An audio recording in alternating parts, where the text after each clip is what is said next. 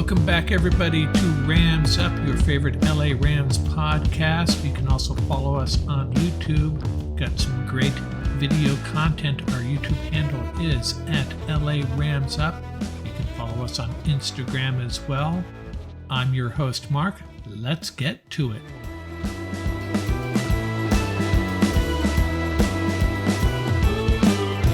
Welcome back, Ram fans. Episode 189 of Rams Up here for you. What do I have for you this episode?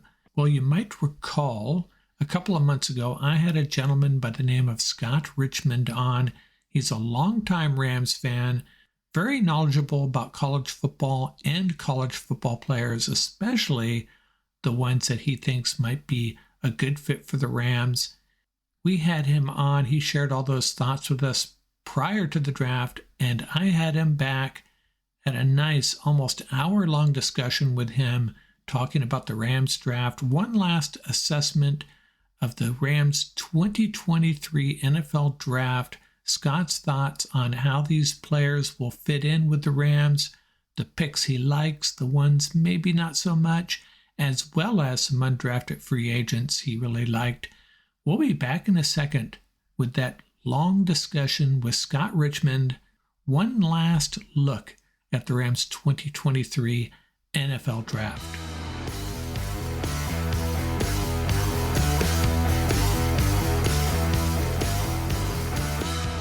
Hey everybody, I have Scott Richmond back with me. We've had Paul and Tom the other day to discuss draft picks, the Rams draft picks.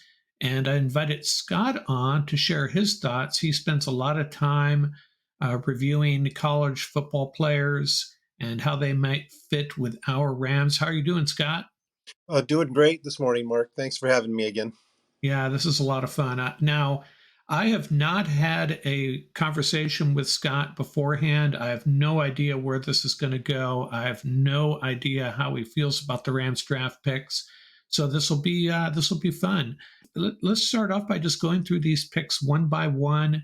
Some of them maybe we don't need to spend as much time on as others, but the number 36 pick overall, Steve Avila, I was a little bit surprised. They went interior offensive line, but in retrospect, it kind of makes sense. How do you feel about that pick? Like you, I was a little bit surprised also. Thinking that it was going to be mostly a defensive heavy draft. You know, I was thinking for a few months there, I was thinking it could be an edge player that they got, like a kid from LSU, Ojulari or Uzama. Thought it could be one of those, but I think the interior pick of Avila kind of told us that I think they set forth in the offseason that they were going to do everything they needed to protect Stafford, and that was a number one plan, and defense was going to be filled up with all the remaining other picks over. Yeah. So you like Avila? I did. I didn't. Now that I've had a chance, with hindsight being 2020, I see now why they picked him.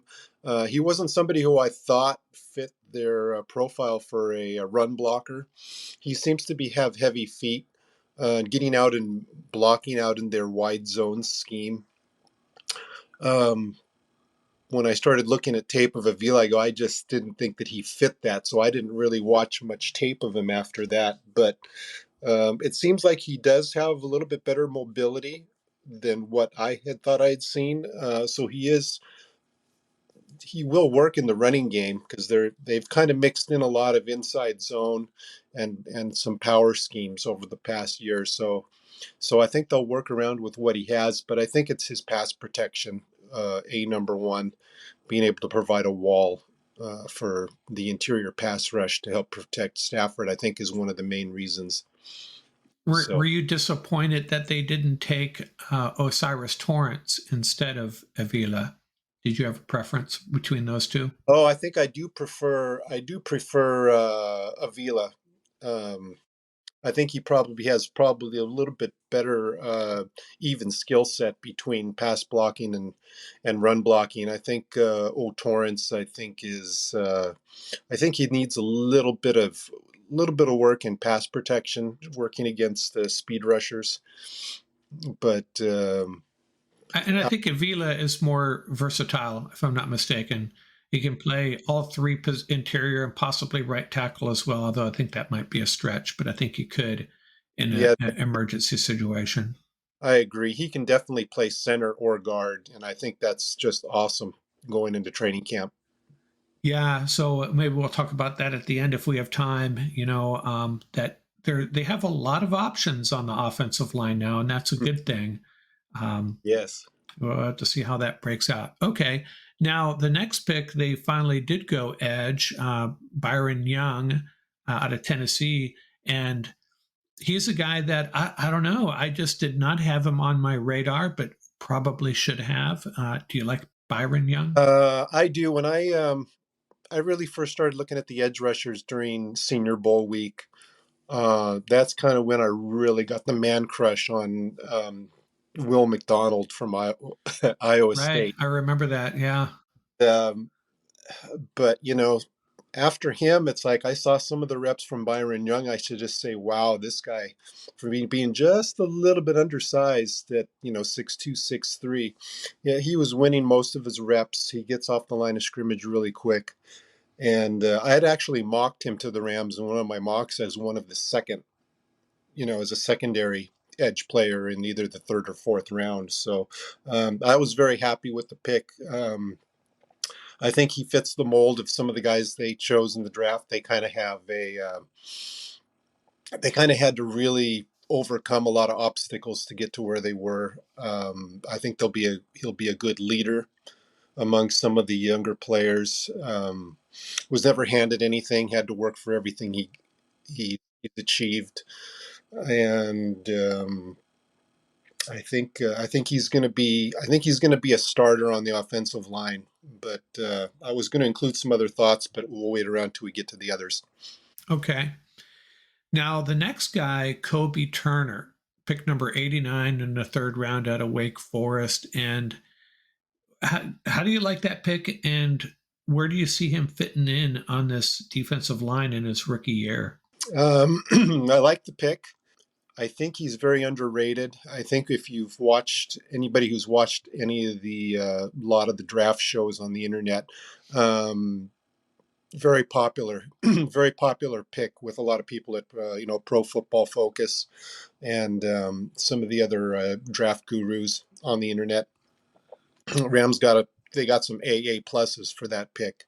I think he's great. He's got a little bit of Aaron Donald in him. He's a very um, slightly undersized at about 6'4", 275, 280, but he really knows he knows how to use his hands really well. He's very quick. He's a gap penetrator, just like Aaron Donald. And I think he could play opposite of him with a nose tackle and separating those two on the line if they play that three-man front.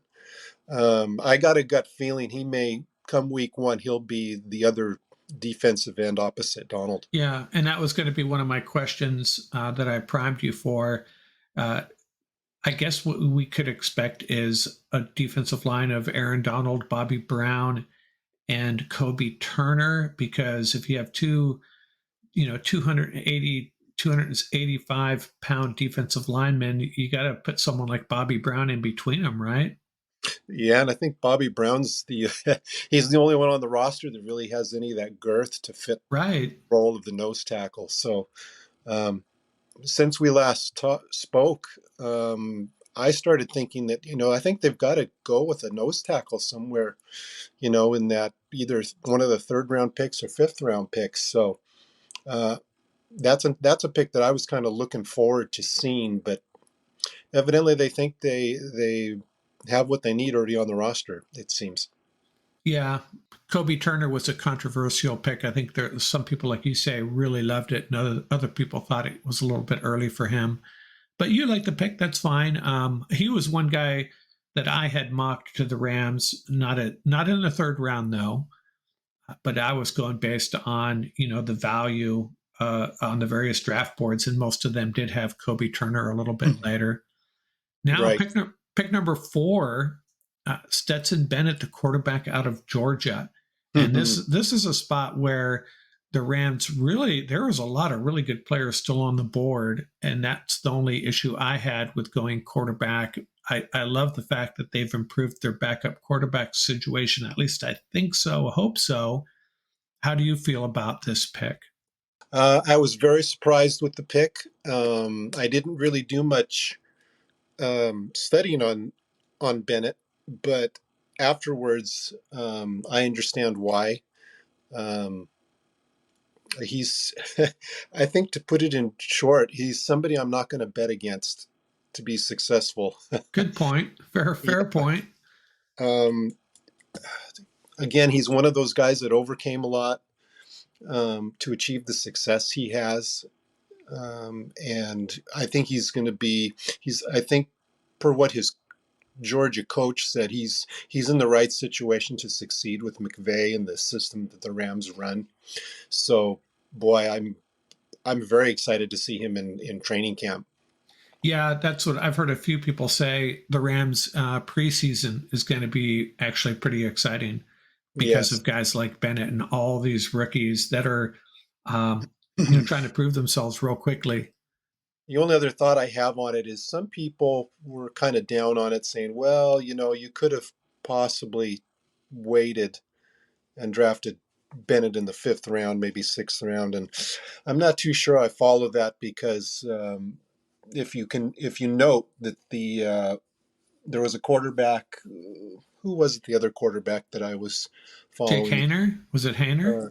Yeah, I think it was a Jake Hayner that went to the Saints, like the pick One before. pick before, right? And then after Bennett was picked, another two or three quarterbacks came off the board in the same round. So you Right. say, well, how long were the Rams supposed to wait before another team took Bennett? Yeah, I think Aiden O'Connell went shortly after that, and a couple of others. Yeah, so Yeah. I think I'm fine with where they drafted him because I think he's going to be better than just about all the other quarterbacks that were drafted in that same range. So Yeah, and Bennett seems like a guy that can come in and pick up things pretty quickly, and that's what they need. They need someone that can. Hey, if he's going to come in and be a game manager for 2 or 3 weeks, I think he's a good candidate to do that. So the next pick, Nick Hampton, the edge out of Appalachian State. Now, I have not heard anybody criticize this pick, and in passing, a lot of people, not necessarily calling it a great pick, but you can tell just about every evaluator out there likes Nick Hampton. I suspect you like this pick as well. I do. He's going to be in that same size range as Byron out of Tennessee. Um, though I do have an opinion on it. I kind of think Young is going to win one of the outside linebacker spots come week one. But I think he's going to go through a learning curve, being the starter, having a lot of responsibilities, handling, setting the edge in the run game. I think Hampton's going to probably have an easier job. He's probably going to be one of the backups, and he's going to be able to come in as a rookie and be part of the sub packages in a pass rush situation. And I think he could possibly um, achieve more in his rookie year, maybe getting more pressures than Young does based on the role that he'll probably have. So on tape, I saw that he gets off the line of scrimmage just as quicker than Young does, and I think he'll be a force on those second and long, third and long. So what you're saying is Byron Young will be a full-time starter, and therefore he has to be concerned about developing his run defense as much as his pass rush, whereas Hampton will be more of a situational guy. So he could end up having more splash plays because Mm-hmm. situations direct that. That makes Yes. sense. Yeah.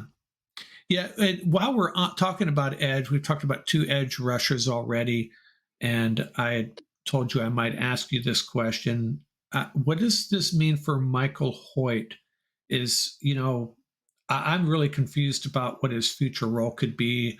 He's over 300 pounds. The Rams Mhm. moved him outside because they really had nobody else to put out there to help Leonard Floyd. Do you think Michael Hoyt's role will change now? I have to think so. I think he's probably going to move inside to occupy either help out at the nose tackle position or defensive end, wherever he's needed. I think he's going to be the Swiss Army knife of that front seven now. He doesn't necessarily have to be put out at the outside linebacker like he did. Yeah. And much like the offensive line, the Rams are really adding guys that are versatile and can be used in a lot of ways. That seems to be, if there was one thing I've noted about the Rams over this draft and recently, they're adding players that they can use in different ways that can fill different roles. Now, in the fifth round, they added Warren McClendon, the offensive tackle out of Georgia. So, how do you feel about this pick? I don't know much about McClendon. I know that's about where he was pegged to go, I think, in the fifth or sixth round. And hey, just beefing up that offensive line a little bit more. Mm-hmm. Yeah, I didn't watch much tape on McClendon. But once they selected him, I did a little research, and it looked like he is just a stone wall in pass protection. I don't think he gave up any sacks, maybe one or two pressures this past year, blocking for Stetson Bennett. And it was interesting that during draft weekend, both McVay and Les Snead did two separate interviews, during the draft process. And they both kind of said the same thing, that they alluded to bringing in Avila and then putting McClendon in with them to basically provide a wall for Stafford for interior pass rushes coming up through the middle of the line, allowing him ample time and room to step up into the pocket and be the quarterback that he should be, as opposed to last season. So I thought that was pretty interesting, that it kind of alluded to the fact that there's maybe a chance they're going to move McClendon, try him at guard possibly during during summer training camp. Now, that's interesting because I was thinking he'd be maybe the heir apparent to Rob Havenstein. But again, it's another guy that can play multiple positions.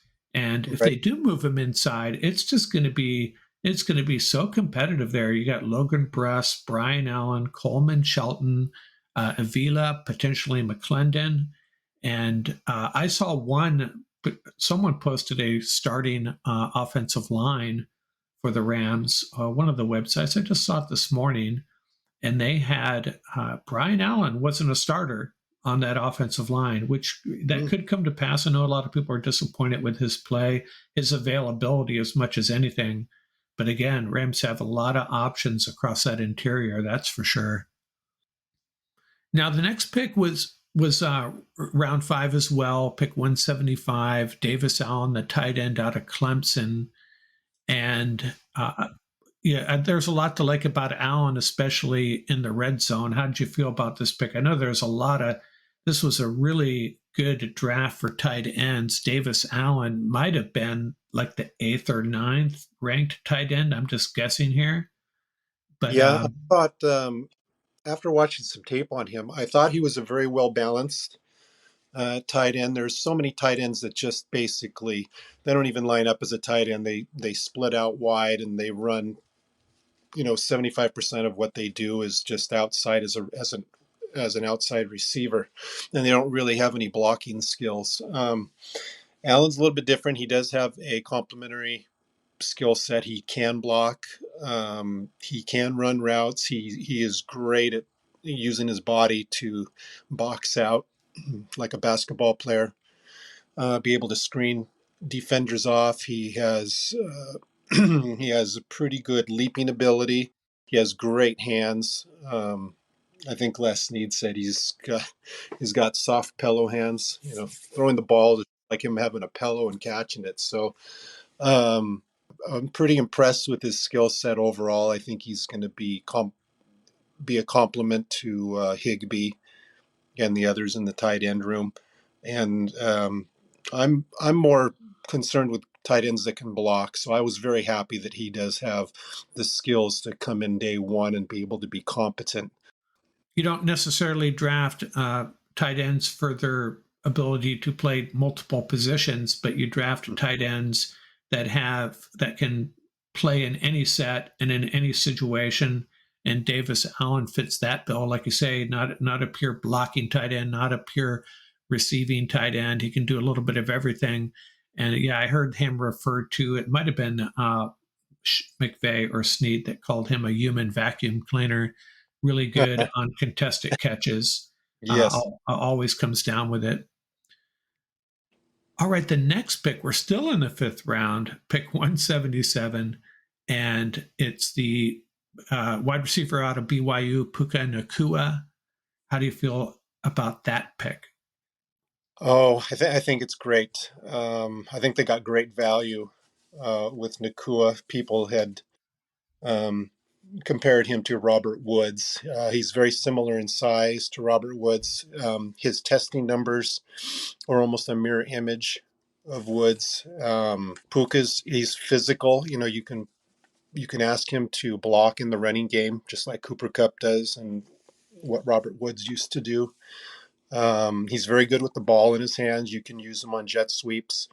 Um, he's very quick. I mean, that first day or two at the Senior Bowl, he was separating from receivers. He was probably that second day of practice. He was probably the most notable wide receiver who made the most noise. You know, before he got injured. And he's got decent long speed. He's got 4.5 speed, so he's not going to really take the top end off of the defense. But the Rams have others who can do that. So I think he's going to fill in at the wide receiver position 2 or 3 quite easily from day one. So I think it's great. You know, 2 thumbs up. He was a guy that I did not look into much prior to the draft. Paul Wally, one of my guests, was mentioned him and fell in love with him and was thrilled the Rams drafted him. And he's another guy from my research could potentially play almost any wide receiver position. They can use him in a lot of different ways. So again, that versatility. And I saw some interviews of him. I saw a film of his pro day, and he just seems like a guy that lights up a room as well. I believe he was a team captain, really popular with his teammates, great locker room guy. So I was really happy with that pick as well. Round 6, and you know, I thought the Rams were going to go edge and a couple of cornerbacks early. They draft their first cornerback in the 6th round. Trevius Hodges Tomlinson, LaDainian Tomlinson's nephew, the cornerback out of TCU, sometimes regarded as the best cornerback in college football, last to the 6th round. Due to his size, he's very small, but very tenacious as well. Round 6, pick 182, they get the cornerback. How do you feel about that pick? It's certainly good value, right? Oh yeah, I think um, I saw a couple of draft reports that said the Rams got one of the best steals of the draft with getting Tomlinson at that part of the draft. I'm not a fan of the size. I typically prefer cornerbacks that are at least 5'11" taller. If they're going to play in the slot, you can probably get away with the shorter height and shorter length. But he makes up for it with being so tenacious. He gave up, I think, his passer rating when being targeted is one of the lowest in the country. I mean, he hardly gives up any completions when targeted. So I can't wait to see him be able to play in the slot. He's as aggressive, you know, bringing down ball carriers in the running game, just as he is defending passes. So um, he should be very similar to Nicole Roby Coleman, who was very successful with the Rams a few years ago. Oh, that's a good comparison. Yeah. And I think the cornerback group is still the one group on this team that scares me the most, that worries me the most. So I think he's going to play. Yeah. Round 6, still pick 189, the edge rusher out of Nebraska, Mathis. This Mm-hmm. is another guy that I had totally missed. I was, be quite honest, completely unaware of him. How did you feel about this pick? At the time, I was a little bit indifferent. I don't think it's probably the right spot for him to be drafted. I just don't know if his if his traits are skill set along with his production is going to pan out. I think with the guys that were drafted ahead of him, I think he may.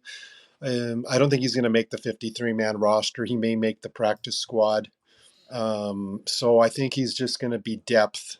I think for what type of athlete he is, he just really didn't produce his first year or two at TCU. You know, he was a teammate of Tomlinson and Avila before he transferred to Nebraska.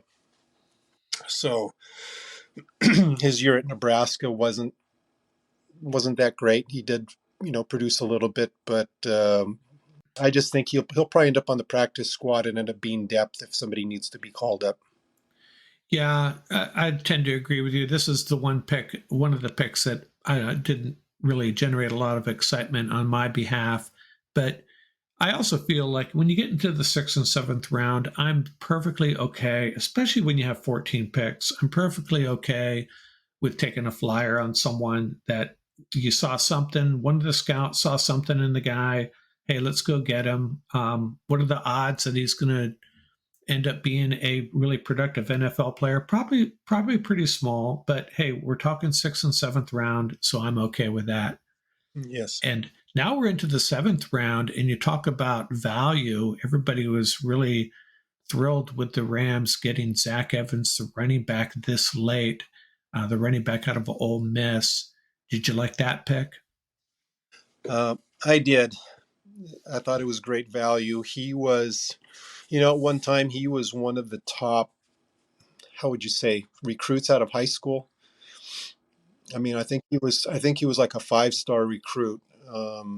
Started at another TCU player who ended up having some issues.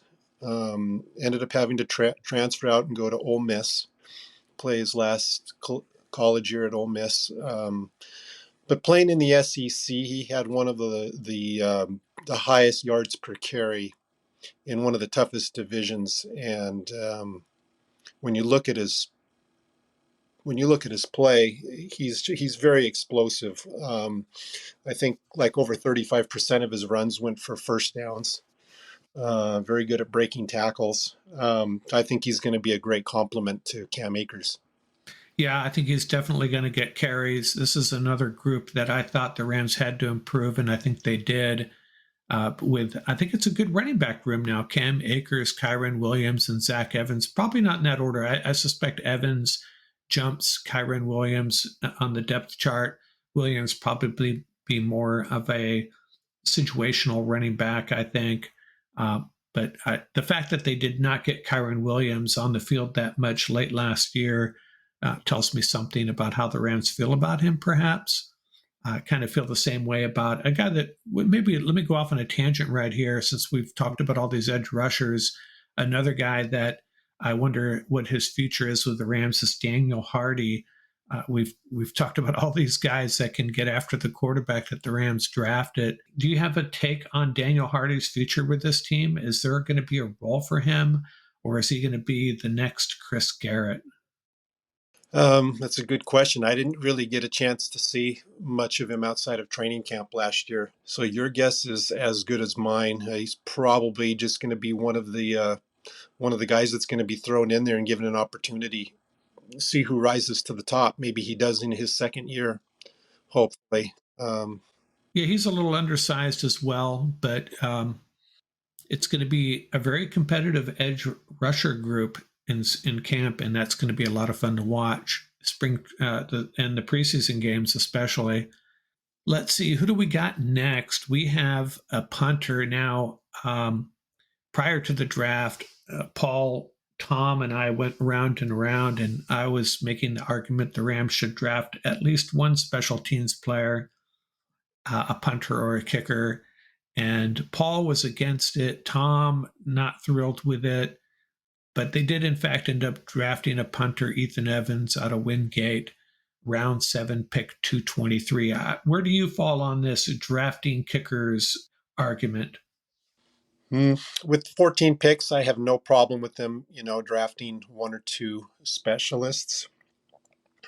I was just I was a little surprised because I think I took Jordan Rodriguez a little too literally a month or two ago, where she was involved with a meeting and her opinion was that it doesn't look like they're going to have the special team coaches in the draft room or at the draft house when they're on the clock anywhere between round 1 and 7. So Oh, really? uh, what that told me was that they weren't going to be have special teams guys in there lobbying for who they wanted as a special teams player. So with that said, it looks like they went away from that. They did draft a couple of guys with special teams in mind. So after seeing, I didn't really look at any punters, but after seeing what this kid can do, I think they may have another Greg the leg here with this with this kid.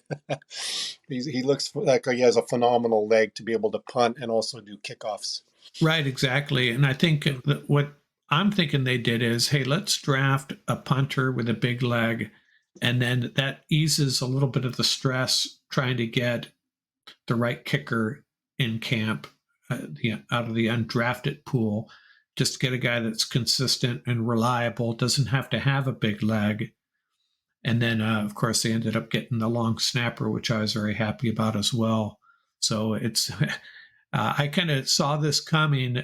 Talk about the preseason, our special teams, the field goals, especially, are going to be a little bit more stressful than we're used to. Having Johnny Hecker and Greg the Leg, and last couple of years, Matt Gay. Haven't had to worry about our kicking game too much over the last 5, 6, 7 years, except for that small period where before we had Matt Gay, that we had the Sam Sloman and a couple other guys that came through that weren't very successful. But for the most part, the Rams kicking game has been pretty solid.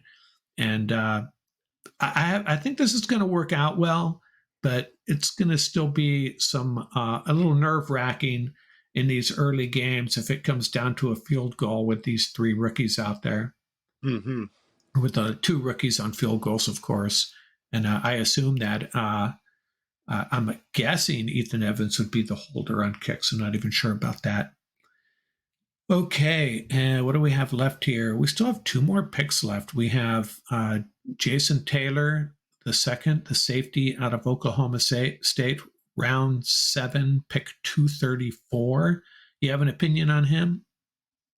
Um, I can say that when the pick was made, it was a head scratcher for me, um, because I think as a positional player, as a safety at Oklahoma State, he has some traits, coverage. He has some coverage skills, but overall as a safety, he just missed way too many tackles. Yeah, I And read that as well. Yeah. that's quite common amongst just about any scouting report you read on him. He's the type of guy that can cover people, but he really has no he doesn't he's not conscious of the ball in the air. He really can't play the ball once he's in coverage. But then if you play him as a safety and he faces the action, he can be a little bit tentative. He doesn't play aggressively like he does when covering somebody in man coverage.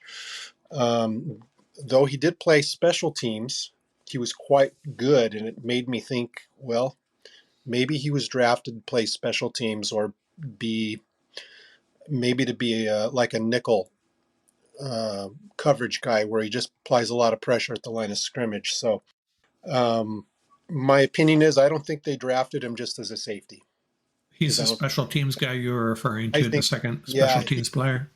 correct. I think he's going to be a special teams ace, or they drafted him to do something very specific on defense because the guys, maybe in another conversation or later on, we can talk about the safeties Yeah, and we'll okay. talk about that more. All right. Round 7, pick 259, the last pick of the draft, Mr. Irrelevant, Dejuan Johnson, the edge rusher out of Toledo. I take issue with calling him an edge rusher. I'm not sure that's really what he is. How Agreed. do you feel about Johnson? Agree with you. If he's been called an edge rusher, I don't. In a 3-4, he's not going to be rushing from an outside linebacker position. He's going to be, I think, a designated pass rusher. I think from day one. I think Morgan Fox is somebody that people can relate to. I think he's the type of guy that he'll get thrown in there and in second and long, third and long, obvious passing situations, and he'll be asked to rush the passer from either anywhere from tackle to tackle on the inside, from a 5 technique or 3 technique or whichever. So I think that's going to be his role. And I think he's another guy that's very versatile. I was reading, I watched a YouTube video on him. I've mentioned this a couple times on the podcast, I think, where Toledo used him in a variety of ways. They even played him at nose tackle at times. He's not going to play nose, I think, in the NFL, but he can fill a couple different roles on that defensive line. Of course, he's got to make the team as the 259th pick. You'd be a guy that could end up on the practice squad. We'll have to see. Let's see, what else do we got? So before I move on to some follow-on questions, overall, how do you feel about this draft? And it sounds like there's only a couple of picks you took issue with. You must be pretty happy with it overall. Yeah, I was happy with it. I'd have to say I'd almost give it almost an A, I would think. I think they ended up with some very good players that can be good leaders. 3 or 4 players, I think that they're going to come in with chips on their shoulders, and or they've already worked their way up from nothing to achieve what they have, and I think that's a very good basis for to start a professional career. I think they have a good foundation. Yeah, we figured that these guys, if the Rams really, as a lot of people are predicting, not going to be competitive this year, I think they still can be. But it does look like they have a bright future moving forward. The percentage of draft picks that you hit on is a lot lower than people realize. But when you have 14 picks, and typically teams have about 7, their odds their odds of having impact players improve significantly, right? And plus the fact that I think a lot of these picks are grading out well. I think the Rams did a good job here. Are there any undrafted free agents that they signed that you wanted to talk about that you're especially excited about? Let's talk secondary. I think, like both you and I thought they were going to draft some cornerbacks.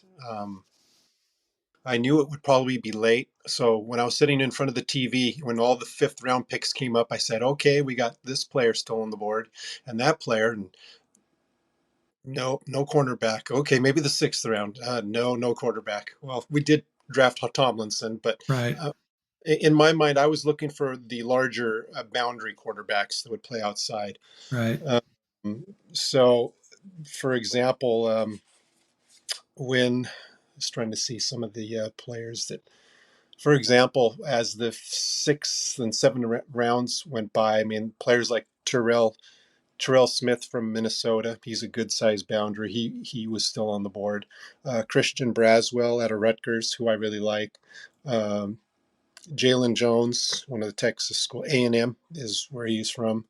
My favorite was Carrington Valentine out of Kentucky. He was on the board for numerous picks in the 5th, 6th round, and they never took him, or Corey Trice, the tall kid out of Purdue, who they had a meeting with. I was surprised they didn't select any of those players. So, with that said, I was thinking, well, shoot, with such low numbers on the roster at this time, they should be able to sign a couple of cornerbacks from big schools that didn't get drafted. But I was surprised. I mean, the cornerbacks that they ended up signing it was kind of few and far between. There's Jones from Rhode Island. Um, we got the one kid from Arizona State who's going to be, I think, a special teams ace. After watching tape on him, he blocked a couple of kicks. He was a gunner on the punt team. Trying to remember his name. To Marcus Davis. Exactly. Yeah.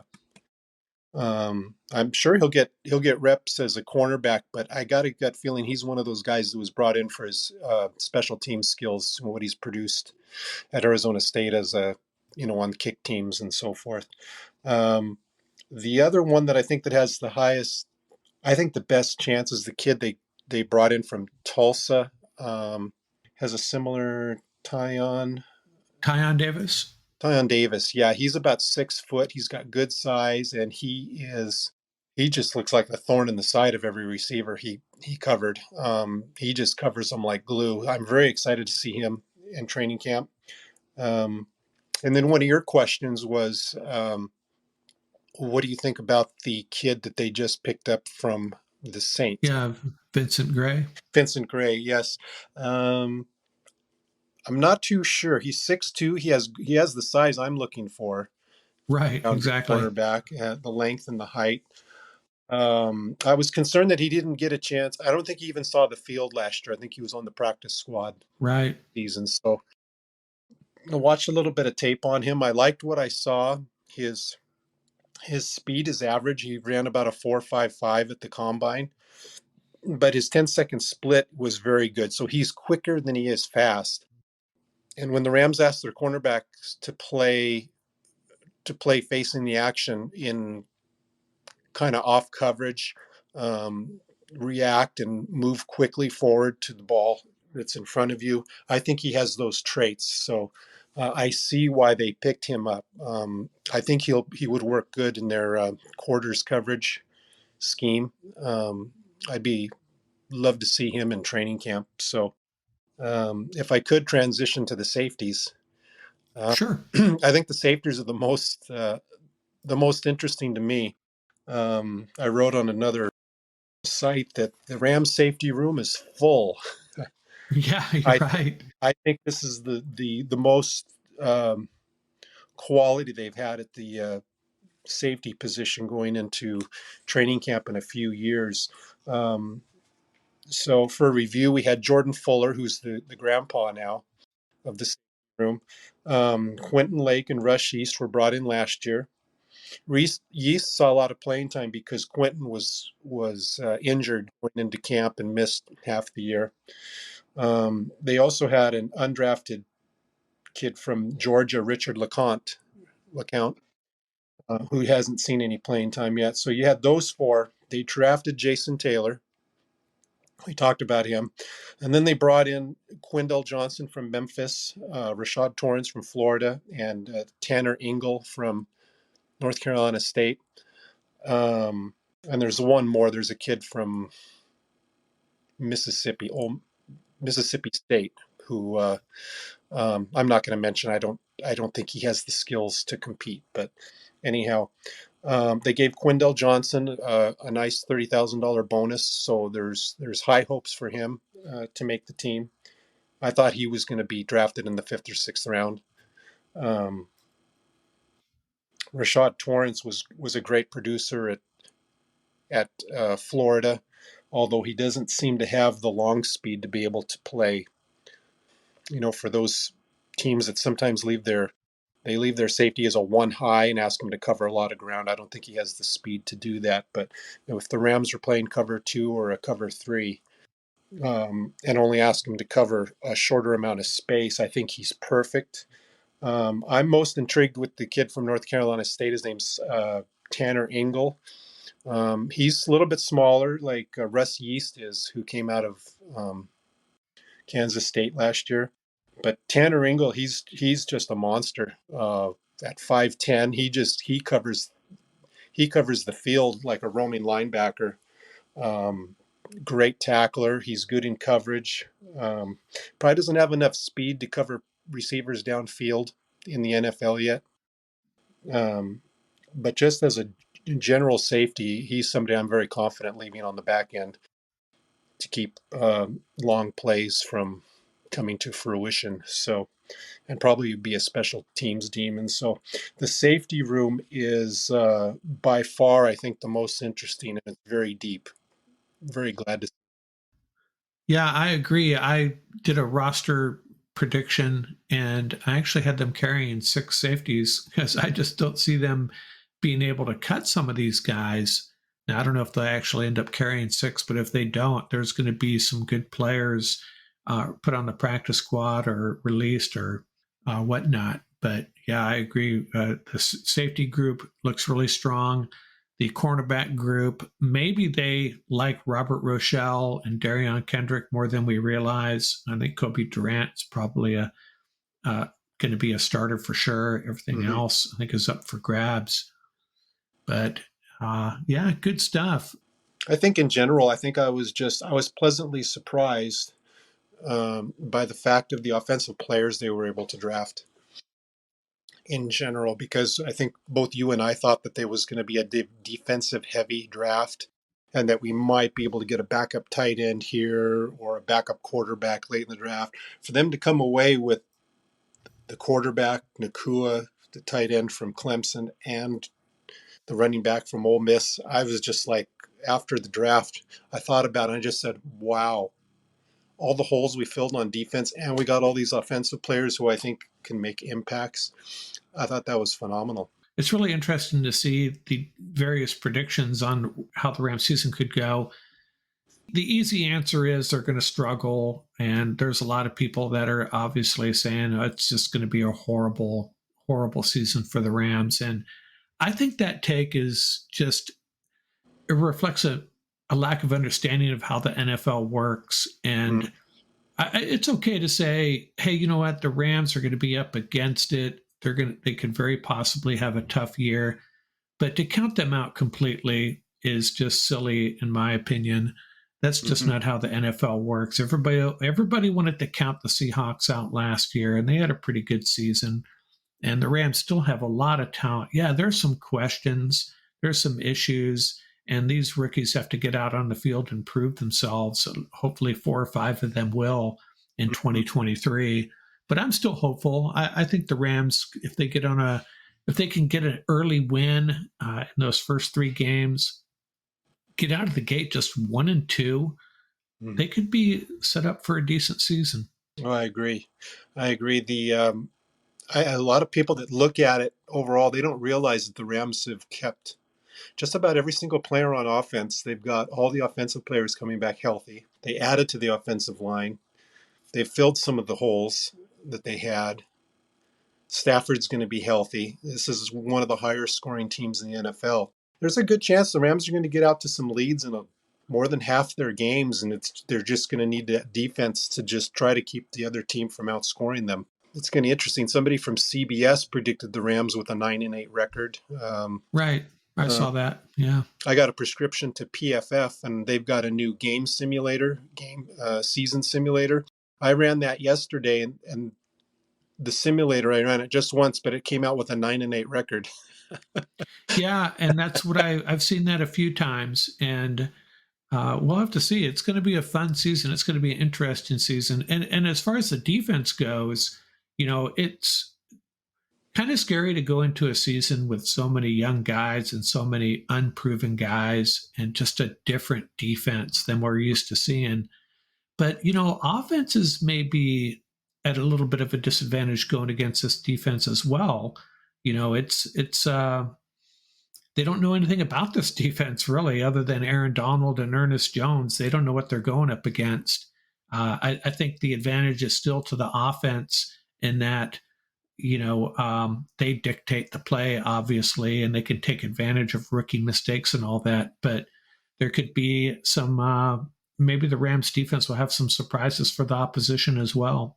That's a good question. And Mm-hmm. maybe it's too early to ask this question. Do you think they'll stick to the bend, don't break philosophy that they've been practicing the last couple of years, or is it just too early to tell? I think they're going to stay with it. The only thing that I don't like when people criticize the defensive coordinator is they'll say, "Oh, the cornerbacks play so far off the line of scrimmage and they give up all kinds of yardage every play after play." And I said, "Okay, well then let's look at the other end. How many big plays do the Rams give up? As many big plays as some of the other teams in the league?" And the question is, no, they give up quite a bit less number of big touchdown plays as other teams in the league. So it's a trade-off. With all these young players, I would rather have them play safeties deep and let the underneath completions take place and tackle the ball carrier and make them play another play and force the offense to do that 12 to 15 times down the field in order to score. Uh, And instead of having, a rookie cornerback getting beat or a young safety getting beat over the top, I continue to see that same scheme to be run. I think it would. Yeah, that's fine. That makes sense. And the reason the bend don't break worked for the Rams, at least for a while, was because their red zone defense was also very good. Give up a 12-play drive and then make them kick a field goal. What hurt them last year, I think, is they'd give up a 12-play drive and maybe they'd give up a field goal. And then their offense, due to all the injuries and pretty dismal play on offense, they're a 3 and out, and then their defense is on the field for another 12-play drive. Mm-hmm. And, you get to halftime, the defense has been out there for 3 or 4, 9, 10, 11, 12, 13 play drives. And their offense is, it's almost back to the Jeff Fisher days where you're just punting the ball away. And it doesn't matter how good your defense plays. They're just on the field too much. They get worn down, and it's not a winning formula. But, this year we can hope the offense, like you alluded to, is more productive, which makes the bend don't break possibly a working formula. The offense puts up some points, the defense gives up long drives and forces field goals. That's what we can hope for anyways, right? Yes, give that defense an opportunity to play with a lead, and it won't look like a bend don't break defense at that point. Right, exactly. And also, if you're putting up points, it gives the edge rushers a better chance to, the offense is going to start dropping back, trying to throw passes more, trying to take more chances. You get more turnovers, you get more sacks, and just everything comes together. Right. Hey, Scott, I really appreciate you joining me on a Sunday morning. This is fun. I love talking to other Ram fans, especially knowledgeable ones, get their feedback on the draft. And we'll do this again. Maybe we'll talk again. And over the summer, when things start to come together for the Rams, we'll have another talk. One of these days, I got to get you on with Paul Walia and Tom Koritz, have a little 4-way discussion. That'd be a lot of fun. Oh, I would love that. Okay. Thanks a lot, Scott. And until next time, have a great summer. And we'll talk to you again soon. Thank you, Mark.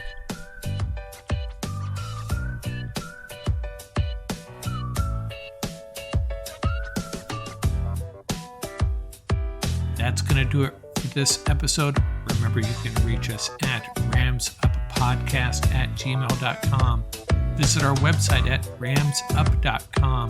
And don't forget about our YouTube channel. Our handle is at laramsup.com. Till next time, keep the horns up, stay safe, and have fun out there. Music courtesy of the YouTube audio library. Tracks featuring Bar Crawl by Track Tribe, Buckeye Bonzai by Vans in Japan, and Crimson Fly by Huma.